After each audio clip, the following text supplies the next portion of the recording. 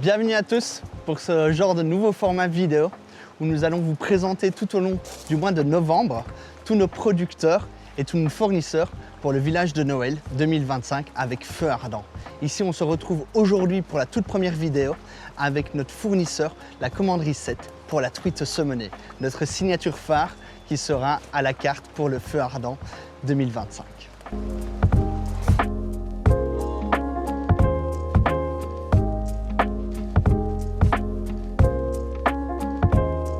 Alors nous voici avec Vincent, pisciculteur. Bonjour Vincent, ça va? Bonjour, ça va bien, très bien. Super. Merci. Vincent, est-ce que tu sais nous dire un peu ce que c'est être pisciculteur exactement et nous donner un peu sur l'histoire de la commanderie qui est ce magnifique lieu où la truite est élevée? Oui, bien sûr. Être pisciculteur, c'est un peu fermier de l'eau. Hein. La truite, c'est 7 jours sur 7. Hein. Maintenant, on exploite la plus vieille pisciculture de Belgique et cette particularité ici au niveau de la pisciculture, c'est sa source. En réalité, on est sur la plus grosse source de Flandre. C'est une source qui fait 4000 litres d'eau minute, qui a une qualité exceptionnelle et une température constante. Donc on est à l'abri, contrairement à d'autres collègues, au niveau du réchauffement climatique. Et nous, on pourrait ainsi dire potable. Pourquoi la commanderie ici? C'est l'histoire qu'il y a autour? C'est le château de la commanderie à la base, et c'était le comte Loé, à l'époque, propriétaire du château de la commanderie, qui signa un contrat avec l'État belge pour réempoisonner les rivières ardennaises. Donc voilà d'où vient le nom la commanderie. Il y en a 12 dans la région. Vous faites partie des plus vieilles piscicultures de Belgique en fait. La plus vieille. La plus vieille. 1880. Oh là là. Eau naturelle, histoire présente, paysage présent. Il y a deux choses auxquelles je peux me permettre de rajouter. On a une alimentation 100% bio au niveau de la truite. Et ça, on est pour ainsi dire les seuls en Belgique. Ça coûte plus cher, c'est un moins bon rendement, mais qualitativement parlant, gustativement parlant, éthiquement parlant, il n'y a pas mieux. Il y a ça qui est important, il y a aussi la quantité de poissons au mètre cube d'eau. Donc nous, on est maximum à 5-6 kg de poissons au mètre cube d'eau. Et ça n'arrive vraiment pas souvent. Dans le bio, il est autorisé 20 à 25 kg, suivant les variétés. Dans le traditionnel, c'est 35 kg de poissons au mètre cube d'eau. Moi, ce que je vous propose, c'est qu'on fasse un tour du domaine avec Vincent et qu'il continue à nous expliquer un peu avec les types de bassins qu'il y a et comment l'élevage se démarre. N'oubliez pas qu'ici, le principe, c'est de vous expliquer d'où vient le produit et comment le produit va être travaillé à feu ardent.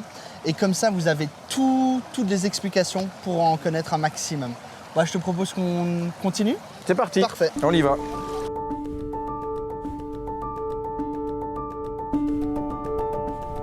Et c'est parti.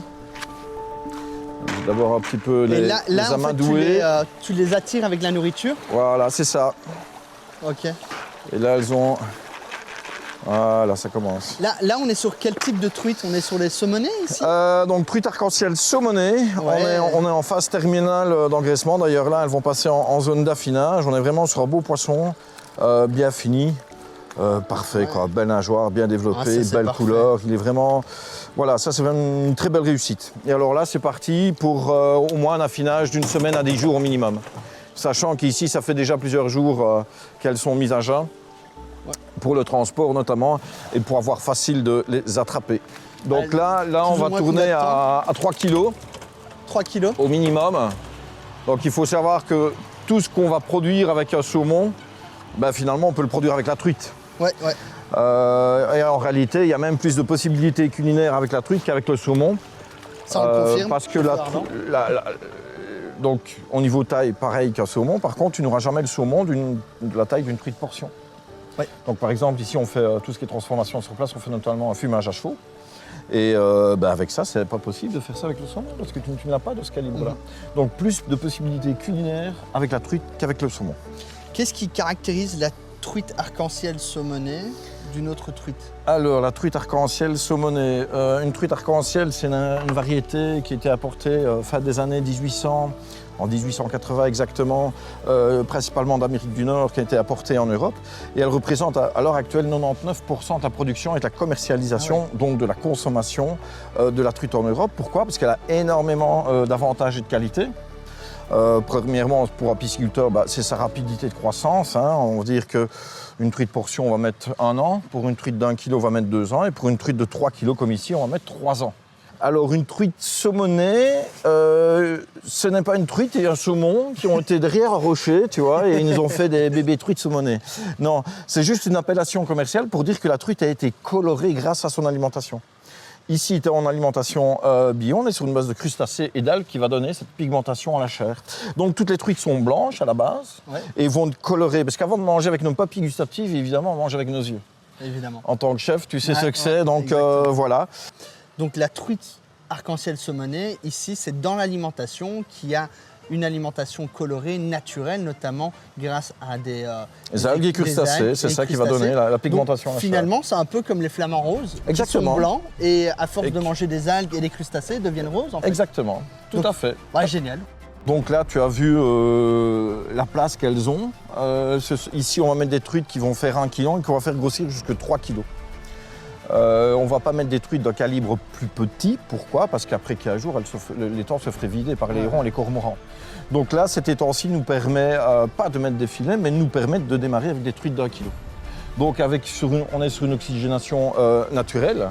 Il faut savoir que les industriels, par contre, eux, vont être sur des oxygénations bien plus souvent électriques, mécaniques, qui va suroxygéner l'eau, qui va surexciter l'appétit du poisson. Donc le poisson, il va penser qu'une chose, c'est de manger, de manger. Donc on est beaucoup plus sur du gavage, tandis qu'ici, on est sur un poisson qui nage, qui fait du muscle, qui fait du goût. On va laisser le poisson vraiment jusqu'à terme. Et on va, nous, une fois que la truite est abattue, calibrer en fonction des besoins. Parce qu'on a aussi besoin de chair, notamment pour la mousse de truite que tu connais, que de faire des pavés calibrés pour les restaurateurs. Donc la petite chute, on va les garder pour nous faire la mousse et les beaux morceaux, on va les vendre aux restaurateurs, par exemple. Génial, génial. Là, ce que je propose, c'est qu'on continue la visite, peut-être avec les bassins du fond, et que Vincent continue à nous expliquer ces fameuses histoires des truites.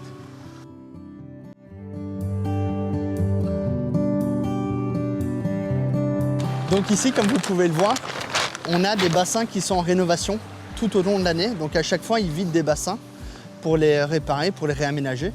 Et puis, ils transfèrent les truites dans les autres. Ici, on va aller voir des plus petits bassins.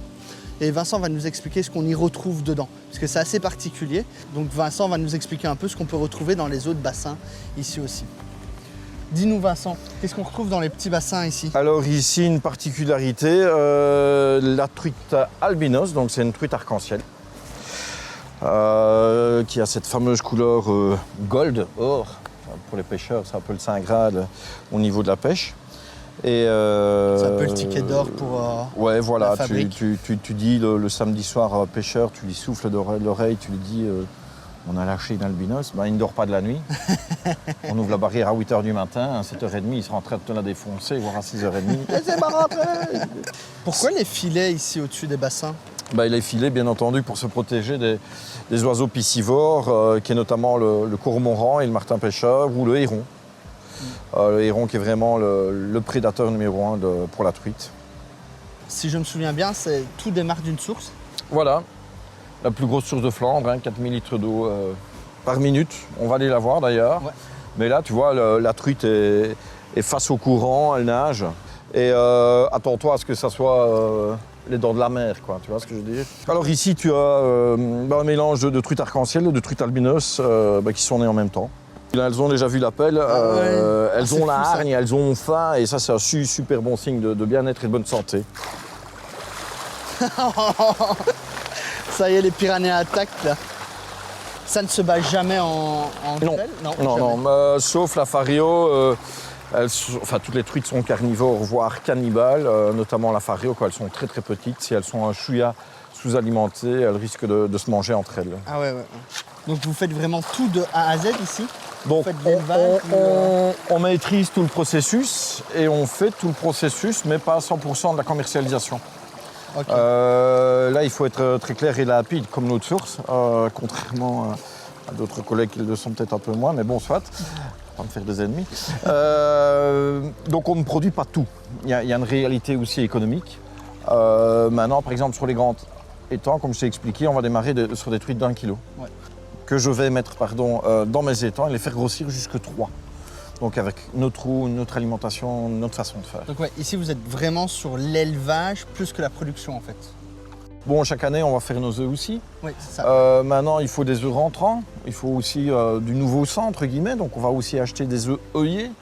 Il y a des gens dont leur métier est de produire des œufs. Ils font ça très bien. Ils en font des millions chaque année. Nous, on fait ça 3 jours par an. Eux font ça 7 jours sur 7. Donc, et depuis plusieurs décennies. Donc, ils ont une maîtrise et une connaissance qu'on n'aura jamais. Mais c'est pas pour autant que je veux qu'on perde la main, quoi. Je veux vraiment qu'on puisse maîtriser tout le sujet du début jusqu'à la fin. D'ailleurs, quand tu dis vous perdez pas la main, ça fait combien de temps que tu fais ce métier? T'es né dedans? T'es né dans un bassin? Non, c'est un petit peu par hasard. Les chemins de la vie ont fait que. Et moi, je suis ici à plein temps depuis 2013. Mais avant cette activité-ci, j'avais déjà entre guillemets le fonds de commerce depuis 1998 et ça ne représentait pas grand-chose. En 2013, suite à un décès familial, j'ai décidé de me lancer à plein temps ici dedans. C'est pas un boulot que tu peux faire à mi-temps, bien entendu, hein. C'est du 7 sur 7. Quoi. C'est comme tu as dit, un fermier de bassin, hein, finalement. Voilà, la truite, elle ne s'arrête pas de nager le dimanche, quoi, hein. On est ouvert tous les dimanches. Donc là, on est sur la plus grosse source de Flandre, hein. On est sur Lavour. Lavour, voilà. Lavour de Voeren. Lavour.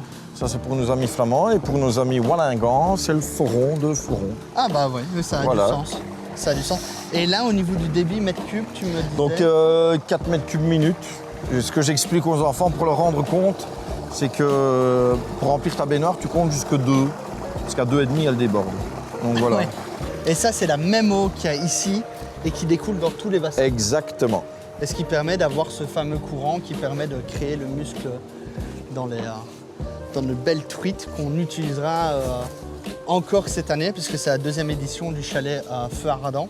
Et on est encore très fiers de collaborer avec la commanderie 7 et avec toi, Vincent, parce que le travail est incroyable et parce que tout l'été qu'il y a derrière aussi, ça rentre dans les valeurs de Feu Ardent complètement. Moi, ce que je propose, c'est que là, on a déjà appris beaucoup sur Vincent, sur la commanderie et tout ça. Et il y a un moment, il faut qu'on goûte tout ça, parce que oui, on mange au chalet, mais nous, on va manger ici à la commanderie, parce qu'ils ont un restaurant. En été comme en hiver, c'est ouvert, si je me trompe pas. Oui, tout à fait, à part le mois de janvier. Par le mois de janvier, oui. Un peu de pause après les fêtes, ça fait toujours du bien. Et vous êtes ouvert quel jour? Tous les jours de la semaine, sauf le lundi et le mardi. Donc, week-end compris, nous sommes ouverts. Cuisine est ouverte de midi à 3 en semaine et de midi à 4 le week-end. Voilà, donc pour tous ceux qui veulent venir découvrir la commanderie aussi, vous êtes les bienvenus. Pour réserver un maximum parce qu'il n'y a pas beaucoup de place, vous allez voir, c'est très charmant. En été, il y a plus de place en terrasse, c'est combien? 150 places? On va sortir le dimanche jusqu'à 150 couverts. Maintenant, il faut savoir qu'on fait plus ou moins 20 000 couverts par an, mais on en refuse 30 000. On refuse beaucoup plus de monde qu'on ne sait en accepter. Tout le monde peut venir, vous avez un magasin ici sur place avec le comptoir? Bien sûr, on a la vente ici au comptoir pour les particuliers. Maintenant, tous les professionnels comme toi aussi viennent chercher leurs marchandises. Alors au niveau du secteur professionnel, on a 2 types de clients, que ce soit le restaurant, la simple brasserie comme nous, on va faire une truite meunière, des frites maison, une mayonnaise maison, une petite pils au fût. Rien que ça, c'est le bonheur. Comme on va travailler avec des étoilés, j'étonne notamment ici un très vieux client qui est Brut 172. 2 étoiles au Michelin, 4e meilleur restaurant de Hollande. Ils viennent pour ainsi dire chaque semaine. J'ai aussi un restaurant qui, lui, vient chaque semaine. Restaurant Ouve de Bise, dernièrement étoilé au guide Michelin en 2024. Donc ça, c'est la partie Horeca. Et le 2e secteur, donc, c'est les revendeurs. Tu connais les petits producteurs à Liège. Ça, c'est vraiment un chouette client. On a des très très bonnes relations. Et comme on a des petites épiceries à gauche, à droite, voilà. Sur le site internet, il y a une page interactive qui est en général à jour, que ce soit où manger nos produits et où les acheter. Alors on va passer à table ou pas? Parce que là, moi, je commence à avoir faim.